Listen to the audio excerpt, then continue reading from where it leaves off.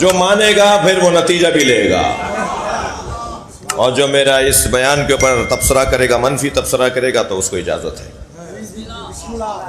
اس سے کوئی مجھے ناراضگی نہیں ہے۔ ایک کام دے کے جا رہا ہوں، اخلاق سے بڑھ کر کوئی تبلیغ نہیں ہے،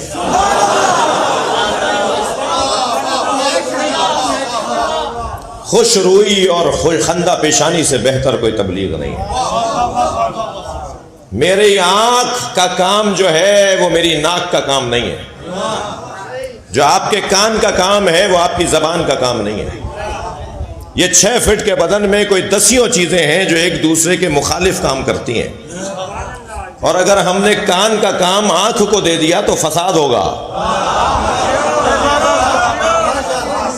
جو کان کے کان کرنے کا کام ہے وہ اگر آنکھ کو دے دیا تو فساد ہوگا، نقصان ہوگا، اور جو آنکھ کا کام ہے اگر ہم نے کان کو دے دیا تو فساد ہوگا۔ یہ 6 فٹ کے بدن پہ 10 چیزیں ہیں جو ساتھ رہتی ہیں، کام مخالف ہیں، ایک دوسرے کے مخالف کام کرتے ہیں مگر ساتھ رہتے ہیں۔ ہو سکتا ہے کہ کوئی دیوبندی ہو اور کوئی شیعہ ہو اور کوئی بریلوی ہو اور کوئی سلفی ہو، سب کے کام علیحدہ ہو سکتے ہیں مگر ساتھ بھی تو رہ سکتے ہیں۔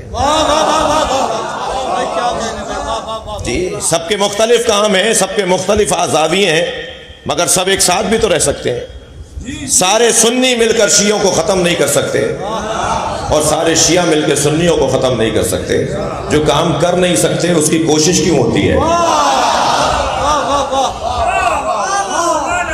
ہمیں پتا ہے کہ پاکستان میں 2% لوگ ہیں جو ٹھنڈے کمروں میں بیٹھ کر کہتے ہیں علی ولی اللہ کی اذانیں بند کروائیں گے۔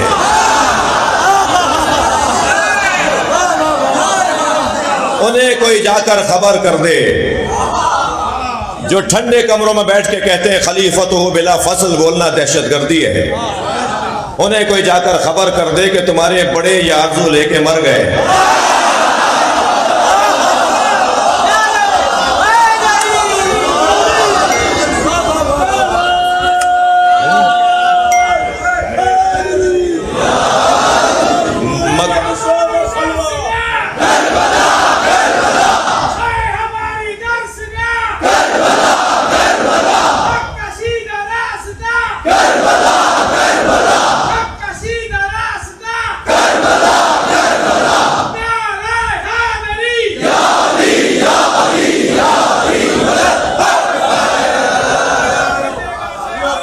اور مجھے تو فخر ہے کہ میں مولا علی کا رجسٹرڈ مولائی ہوں۔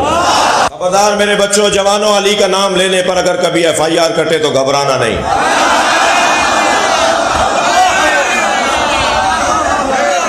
بلکہ اسے ہار بنا کے گلے میں ڈالنا۔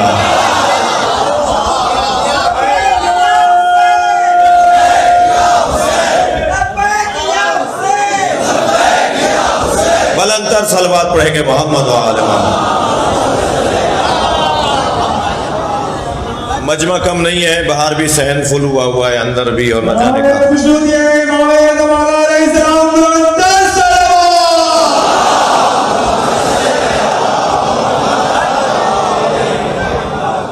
توجہ ہے؟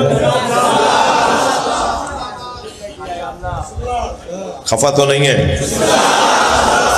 کہہ رہے ہیں صبح یہ بھاولپور جاتا ہے، شام حیدرآباد جاتا ہے۔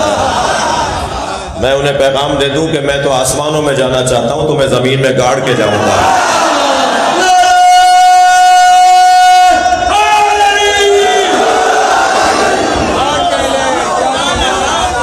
بڑے بڑے لوگوں کی آرزویں تھیں کہ مولا علی کا نام مٹ جائے، اس نام کے پیچھے ارادہ پروردگار ہے۔ ہمارا تو کوئی کام ہی نہیں ہے، اللہ چاہتا ہے کہ علی علی ہو۔ میں خطبہ و ذاکرین سے عاجزانہ، عارضانہ اور طالب علمانہ لہجے میں بات کر رہا ہوں کہ ہمیشہ ہر مجلس میں مولا علی کی بات کرنا ہم پر فرض ہے، مگر یہ قاعدہ قانون حسین ابن علی کا دیا ہوا ہے کہ حق بات کو اگر دبایا اور چھپایا جائے تو اس حق بات کو تکرار سے انجام دیا جائے۔ پوچھا یزید نے تمہارا نام کیا ہے؟ مولا سجاد نے فرمایا علی۔ کہا وہ تمہارا بھائی جو کربلا میں مارا گیا اس کا نام کیا تھا؟ فرمایا علی۔ فرمایا دونوں بھائیوں کے نام علی؟ فرمایا وہ چھوٹا بھائی بھی علی تھا۔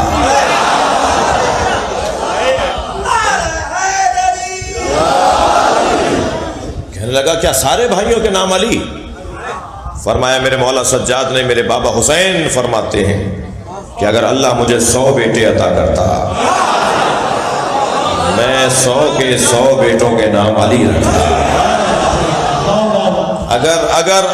اگر مولا کا نام روکنے اور بند کرنے کی کوئی خواہش کرے تو اس کا جواب یہ ہے کہ اب ہر عشرے کا عنوان علی ہو۔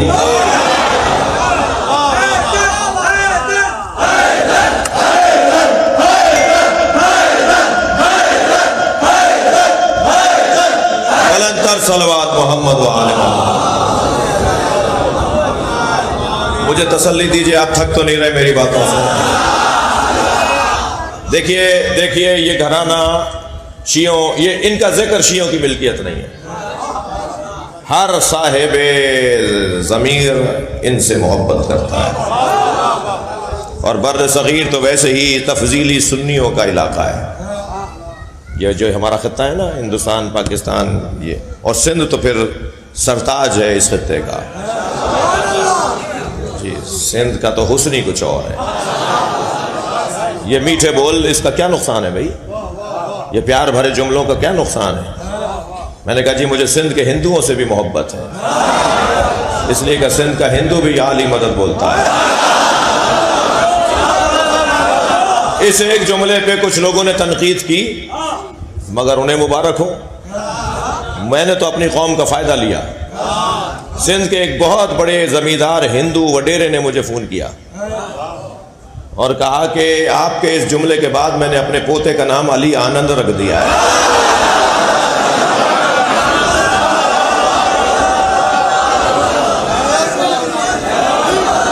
آپ نے علی مولا کا نام کہاں پہنچا دیا؟ ایک میٹھے بول سے، ایک پیار بھرے جملے سے۔ جی حسین کا چاہنے والا تو کنجوس نہیں ہوتا، تم سے ایک میٹھا بول نہیں بولا جا رہا، تم سے ایک اچھی بات نہیں کی جا رہی۔ نہیں عزیزان گرامی، مولانا ایک ہندوستان کے معمر سیاستدان ہیں، ہندو معمر سیاستدان، کئی مرتبہ وہ وفاقی وزیر رہے ہیں ہندوستان میں، مسٹر سمپال۔ انہوں نے مجھے پیغام بھیجا، کہا مسٹر شہنشاہ کو آداب۔ یہاں سے انہوں نے گفتگو شروع کی اور کہا آپ کا میں نے یہ جملہ سنا کہ سندھ کے ہندوؤں سے بھی مجھے پیار ہے۔ اس جملے کو سننے کے بعد میں صرف ایک جملہ آپ کو کہوں گا کہ آپ جیسے لوگ معاشرے کے اندر تہذیبوں کو جوڑتے ہیں۔ یہ معاشرہ سازی اور تہذیب سازی کا ایک جملہ تھا جو بظاہر ایک جملہ ہے لیکن دو قوموں کو جوڑ دیا۔ اب ہمارے ہاں ہندوؤں میں بھی اب تک جتنا علی سے پیار تھا وہ اب بڑھے گا۔ عزیزان گرامی، ہمارا مولا کا نام ہماری ملکیت نہیں ہے۔ بعض لوگ ایک مجلس کرواتے ہیں سال میں اور سال بھر ٹیڑھی گردن کر کے چلتے ہیں۔ میں مجلس لڑکانہ میں پڑھ رہا ہوں لیکن لڑکانہ کے لیے نہیں پڑھ رہا۔ کوئی ضمیر نہ پلٹائے،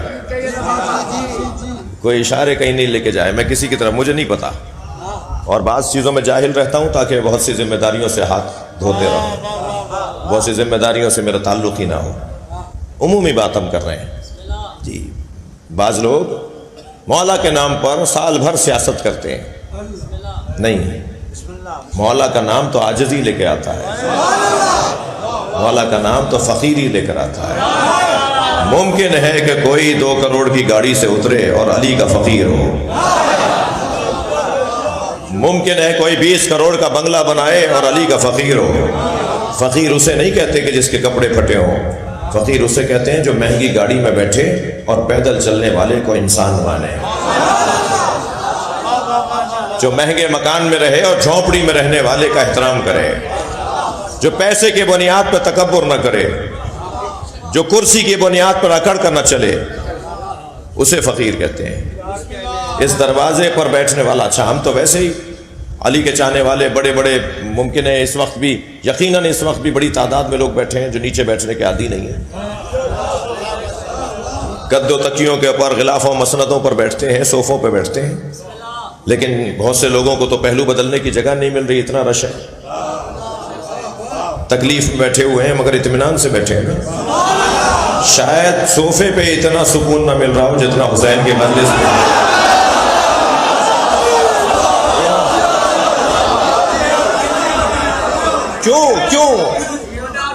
کیوں ایسا ہو رہا ہے؟ اس لیے کہ یہاں بدن کو تکلیف ہو رہی ہے مگر روح کو غذا مل رہی ہے۔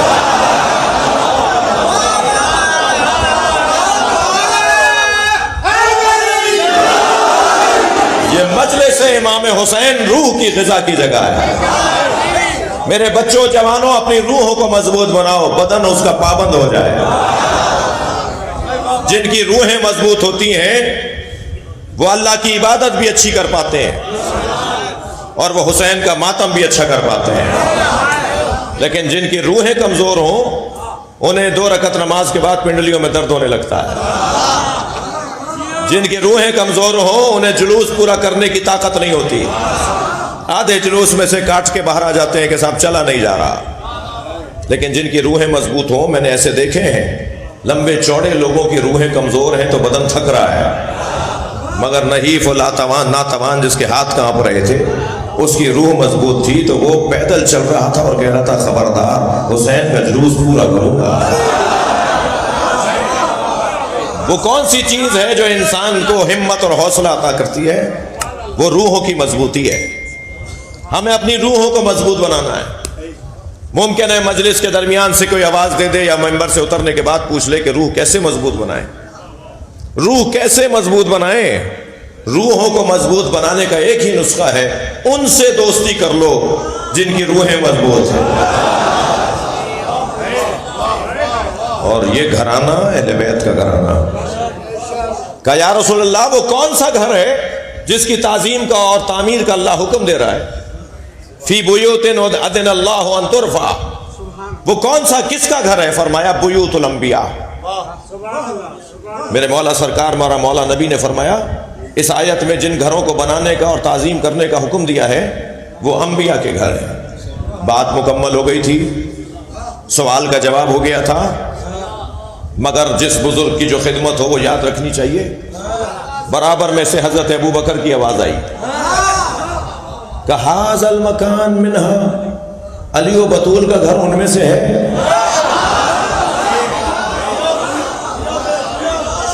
نبی نے قرآن کی آیت کی تفسیر کی کہ ان گھروں کی تعمیر کرو، ان گھروں کی تعظیم کرو جن گھروں میں صبح شام اللہ کا ذکر ہوتا ہے۔ اصحاب نے پوچھا وہ گھر کون سے ہیں؟ فرمایا انبیاء کے گھر۔ مگر حضرت ابو بکر نے پوچھ لیا یہ علی و بطول کا گھر ان میں سے ہے؟ نہیں، ایسے جواب نہیں سناؤں گا۔ پوچھ لیا ھذا المکان یا ھذا البیت، دونوں عبارتیں آئی ہیں، یہ والا مکان اور یہ والا گھر منہا ان میں سے ہے جو انبیاء کے گھر ہیں؟ تو نبی مکرم نے بے ساختہ فرمایا نعم من افضلها، یہ ان سب سے افضل ہے۔ شاید مجھے پون گھنٹہ ہو گیا۔ جن گھروں کی تعظیم اور تعمیر کا حکم اللہ نے دیا ہے ان گھروں کے چھوٹے بچوں کو حسن حسین کہتے ہیں،